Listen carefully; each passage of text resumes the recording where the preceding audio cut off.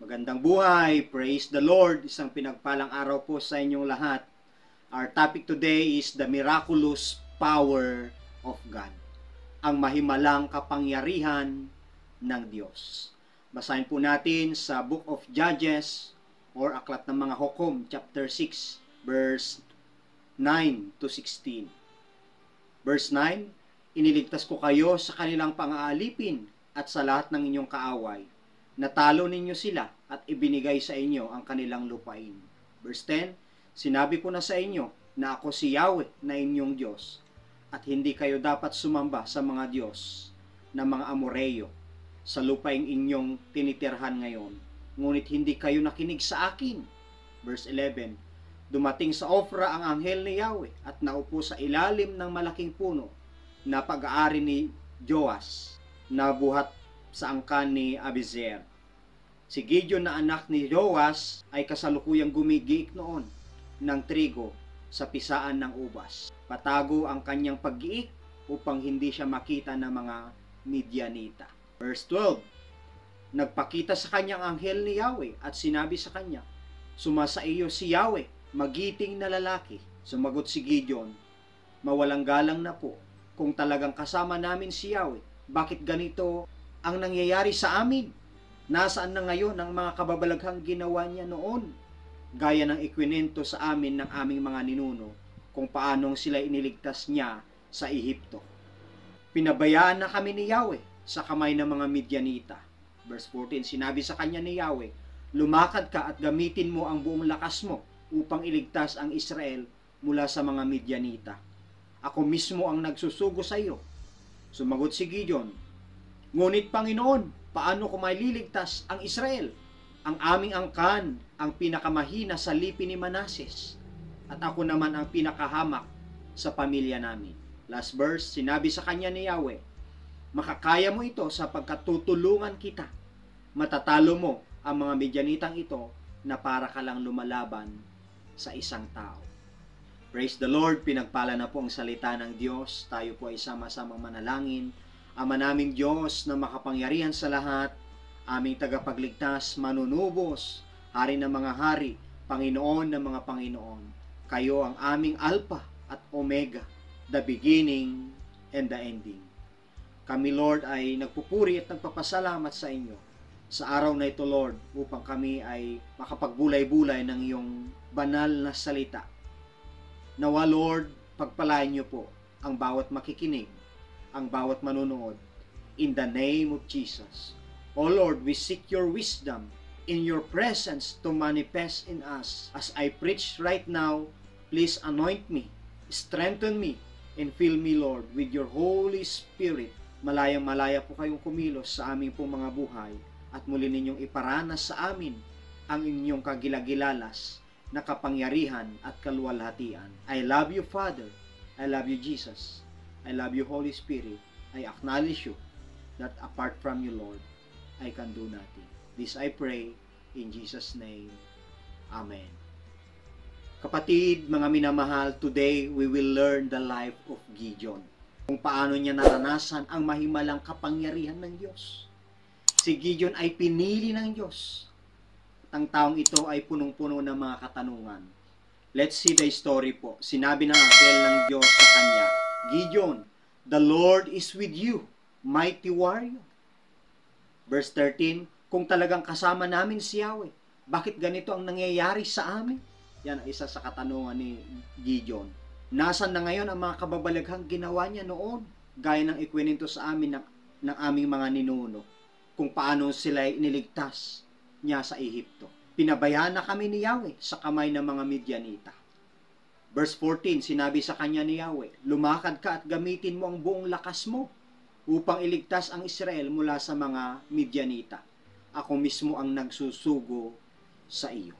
Verse 15, sumagot ulit si Gideon, ngunit Panginoon, paano ko maililigtas ang Israel? Ang aming angkan ang pinakamahina sa lipi ni Manases at ako naman ang pinakahamak sa pamilya namin. Maybe sometimes marami ka ding katanungan sa buhay. Paano ko mararanasan ang mahimalang kapangyarihan ng Diyos? Paano ko mararanasan ang favor ni Lord, ang blessings niya? Paano ko mapatapos sa pag-aaral ang mga anak ko? ang hirap ng buhay. Ang tataas pa ng mga bilihin ngayon. Paano ko ipro-provide lahat ng needs? Kunti lang naman ang kinikita namin araw-araw. Paano ako lalakas? Paano ako gagaling? Paano ako makakalaya sa mga utang? Kapatid, God can provide everything that we need. The Lord is with us. Amen? He is our shepherd. We shall lack nothing. Nangako siya sa atin that He will never leave us nor forsake us. Panghawakan po natin yan, kapatid. We are born of God, and the devil cannot touch us. Ang sabi ng 2 Timothy chapter 1 verse 7, God has not given us a spirit of fear, but of power, and of love, and of sound mind. Tandaan po natin bilang Kristiyano, we have right standing with God. Why? Because we belong to Him. Tama po ba? When you walk by faith and live by faith, kapatid, I assure you that you will experience the manifesting glory and power of God. Amen? Hallelujah! Mayroon ka bang mga patotoo, kapatid, kung paano gumawa ang Diyos na makapangyarihan dahil sa kilos ng iyong pananampalataya? Remember, isinugo si Jesus ang kanyang mga disipulo sa mundo. Pero tiniyak ng Diyos na sa kanyang mga disipulo ay tutugunan niya ang kanilang mga pangangailangan. In same with us, kapatid. Ano man ang ating mga pangangailangan, God can provide for it. Amen? At ngayon po, sagutin natin ang katanungang ito. How can we experience the miraculous power of God? Paano natin mararanasan ang mahimalang kapangyarihan ng Diyos sa ating buhay? Una, discover who you are in Christ. Ang sabi ng verse 12, when the angel of the Lord appeared to Gideon, he said, "The Lord is with you, mighty warrior." Nakita ng Diyos si Gideon bilang isang mighty warrior, makapangyarihang mangdirigma. Verse 13, sumagot si Gideon, "Mawalang galang na po kung talagang kasama namin si Yahweh. Bakit ganito ang nangyayari sa amin? Nasaan na ngayon ang mga kababalaghang ginawa niya noon? Gaya ng ikwinento sa amin ng aming mga ninuno, kung paanong sila iniligtas niya sa Ehipto. Pinabayaan na kami ni Yahweh sa kamay ng mga Midianita." So dito po, nakita ni Gideon ang kanyang sarili bilang isang tinanggihan ng Diyos. Pakiramdam niya, pinabayaan na siya ng Diyos. Minsan ganyan din po ang tingin natin sa ating sarili dahil sa ating mga kasalanan na nagagawa.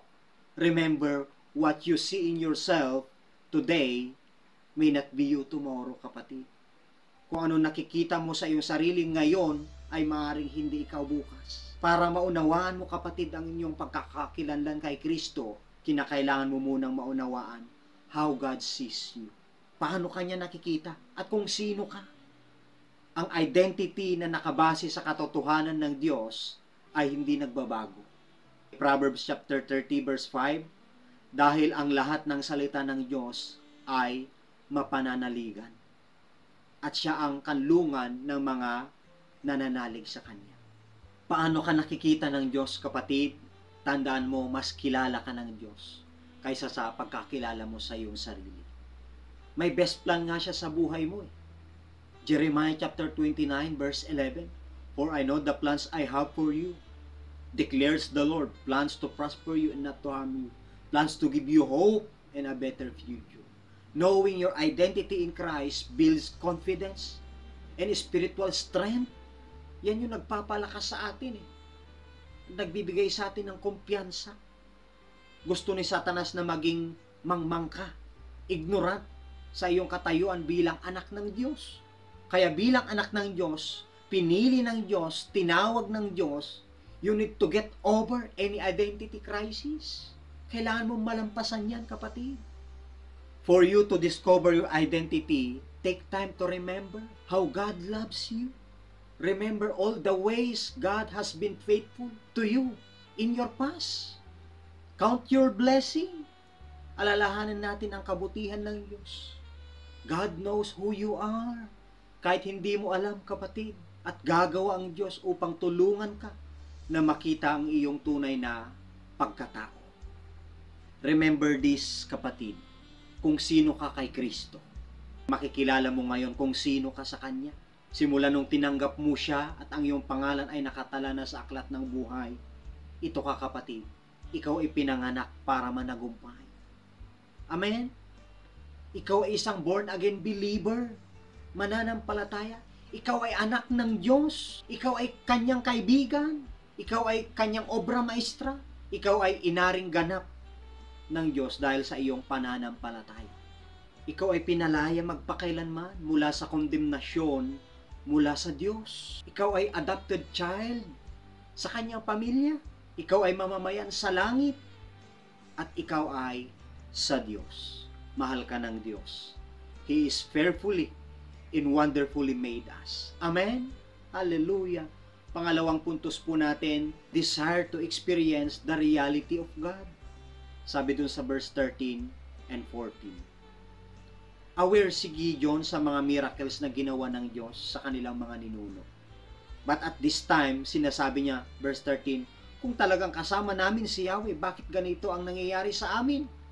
Nasaan na ngayon ang mga kababalaghang ginawa niya noon, gaya ng ikwinento sa amin ng aming mga ninuno, kung paanong sila iniligtas niya sa Ehipto. Pinabayaan na kami ni Yahweh sa kamay ng mga Midianita. Nakarinig si Gideon ng mga kwento tungkol sa Diyos, pero siya mismo ay hindi naranasan ang Diyos. Same with the other people. Maraming tao sa ngayon, so much knowledge about God, but they did not experience. There's no effect.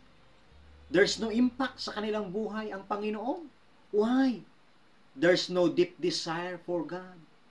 Kapatid, mga minamahal, hanggat hindi nare-renew ang iyong kaisipan, hindi mababago ang iyong buhay. You must be changed, kapatid. Transformation will come when you begin to surrender everything to God, to commit your life in obeying His will, in His words. Amen? As we encounter Jesus, we need to have a strong desire para maranasan natin ang kanyang kapangyarihan. Gaya ni Zaccheo, gusto niyang makita si Jesus, pero dahil siya ay napakaliit, sa dami ng tao, hindi niya makita si Jesus na paparating sa kanila. Kaya ang ginawa niya, umakyat siya sa sikomoro. Okay? Intentionally, yung kanyang ginawa, kapatid. Ikaw din, kung gusto mong maranasan ng Panginoon, i-desire mo, kapatid. Pag-pray mo, Lord, gusto ko pong maranasan ang iyong kapangyarihan. Ipamalas mo po sa akin. Dapat maging interesado ang isang tao na gawing karanasan ang kanyang kaalaman sa Diyos. May testimony ang isang Chinese na nagangalang Brother Yun. Nabasa ko po sa isang book. Okay? Nakilala niya ang Diyos for only short time, pero naranasan niya ang dakilang kapangyarihan ng Diyos. Naranasan niya ang Diyos sa kanyang buhay. Na-transform po ang kanyang buhay. Mayroon pa akong nakilalang Muslim sa Indonesia na born again. Ang desire ng kanyang puso ay maranasan ng Diyos. Hindi niya alam kung paano. Walang nagturo sa kanya or nag-encourage sa kanya.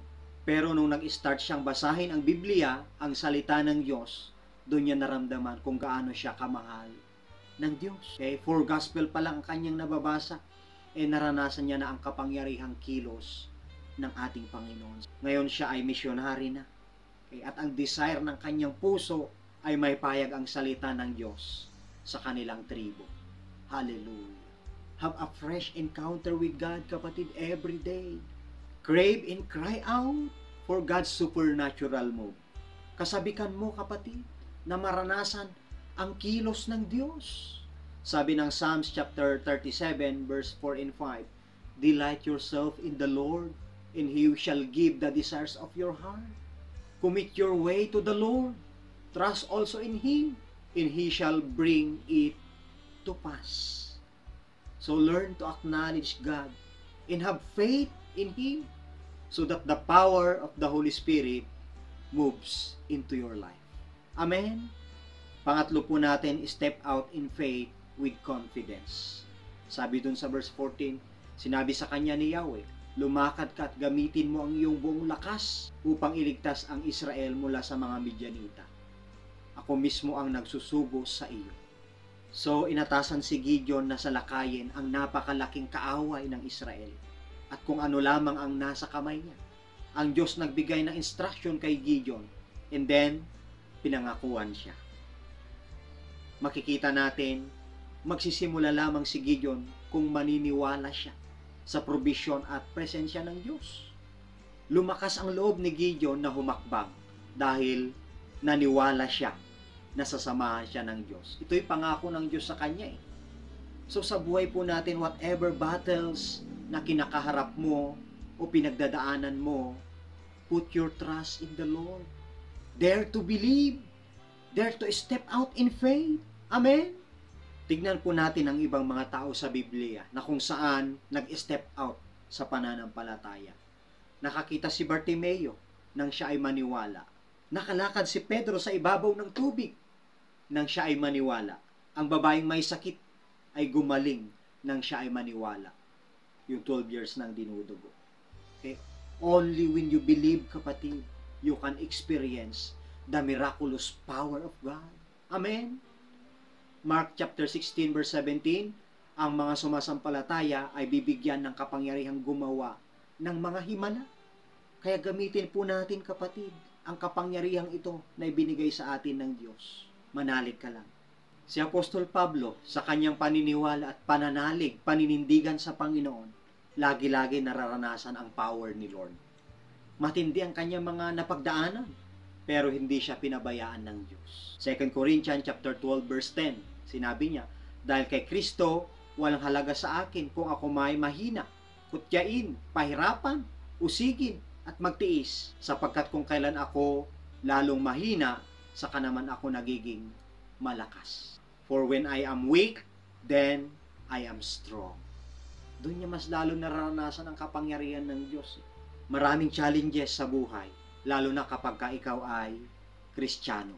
Okay? Unang-una dyan ay persecution, temptations, deception, pandarayan ng kaaway. But I do believe mapagtatagumpayan mo din because God's grace is sufficient for you. Amen? Dare to step in faith, kapatid. Sumunod ka lang sa Diyos at panghawakan mo ang kanyang mga ipinangako. Amen? Pang-apat at panghuling puntos po natin, reject all negative thoughts. Gideon carried so much negative thoughts about himself. Verse 15, how can I save Israel? My clan is the weakest in Manasseh. I am the least in my family. Sabi niya, ako ang pinakahamak sa aming pamilya. God declared positive things for him. Verse 16, sinabi sa kanya ni Yahweh, makakaya mo ito sapagkat tutulungan kita. Matatalo mo ang mga Midianitang ito na para ka lang lumalaban sa isang tao. See? Okay. Pinasipay kaagad siya ng Diyos. Hindi nagtagal na niwala si Gideon sa sinabi ng Diyos sa kanya. With that, nakaranas ng malaking tagumpay si Gideon. Hallelujah. Ang mahimalang kapangyarihan ng Diyos ay nabuo ang mundo sa pamamagitan ng kanyang mga salita. At hinati ang dagat na pula upang makalakad ang mga Israelita. Okay? Maraming tao nasisiraan ng loob. Napapangunahan ng takot, pangamba, dahil hindi alam ang gagawin. Natatalo ang isipan. Fear and worries is in the mind. Denounce this negative thinking. Hindi ito makakatulong sa iyo, kapatid. John chapter 10 verse 10, ang kaaway ay pumarito para magnakaw, pumatay at mangwasak. At isa na dyan ang isipan ang inaatak ng dyablo. Sa buhay natin, let faith, love, and hope will rule and reign in us. Amen? Dapat lang na maghari sa buhay mo ang kapangyarihan ng Diyos, pananampalataya at pag-ibig. Work it out. No matter what, kapatid, just put in your mind that God is able and God is capable to do miracles, signs, and wonders. Amen? Hallelujah. Sa ating pagwawakas, kapatid, gusto mo bang maranasan ang mahimalang kilos ng Diyos? Kailangan mong magkaroon ng personal encounter with God. Stay in the power of God's presence because in His presence, there is success and victory. There is healing and deliverance. There is favors and blessing. Amen? Have a total dependence on the authority and power of God. Having a humble spirit is one of the keys to experience God's power. God supplies provision for His chosen. Ang karunungan ng Diyos, ang kalakasan ng Diyos, ang kapangyarihan ng Diyos ay kailangan mo para ikaw at ako ay magtagumpay sa anumang labanan. Kapag ginagawa natin ang kalooban ng Diyos at ang salita ng Diyos sa kanyang kaparaanan, hindi tayo pagkukulangin sa lahat ng ating gawain. Luke chapter 1 verse 37, sapagkat walang anumang bagay na hindi kayang gawin ng Diyos. Sinasabi ni Apostol Pablo, unang Korinto chapter 2 verse 4 and 5, subalit nangaral ako sa pamamagitan ng kapangyarihan ng Espiritu, upang ang inyong pananampalataya ay masandig sa kapangyarihan ng Diyos at hindi sa karunungan ng tao. God is powerfully performed miracles because of your acts of faith, sa kilos ng iyong pananampalataya. Have a genuine repentance and complete surrender to God. Amen. Fix your eyes on Jesus with faith and assurance and believe that God will manifest His glory and power to you. Amen. Glory to God. Maraming salamat po sa inyong panunood, pakikinig. I hope na kayo po ay napagpala sa mensaheng ito ng ating Panginoon. Let us pray. Heavenly Father, we worship you and we praise you and adore you. Salamat po, Panginoon, sa manifestasyon ng iyong banal na salita, kapangyarihan at katapatan sa buhay namin. Lord, I pray na magmanifest ang iyong kaluwalhatian sa anumang sitwasyon na kinakaharap o pinagdadaanan ng mga viewers ngayon. Ama, kailangan po namin ang iyong presensya at tulong ninyo sapagkat naniniwala kami na kayo ang higit na makapagbibigay. O God, I pray and praise you to bring victory, bring provision, bring power, bring healing, hope, answered prayers, bring freedom, and bring something good and great in Jesus' name. Right now, we surrender everything to you, Lord. Malaya po kayong kumilos at gumawa ng mga dakilang bagay sa buhay namin. Father, I declare na maghari ka sa amin ang kapangyarihan ng iyong Espiritu, ang katapatan at ang inyong kaluwalhatian. Ito pong aming panalangin na may pagpupuri, pagpapasalamat sa ngalan ng Ama, ng Anak at ng Santong Espiritu. Everybody say, Amen.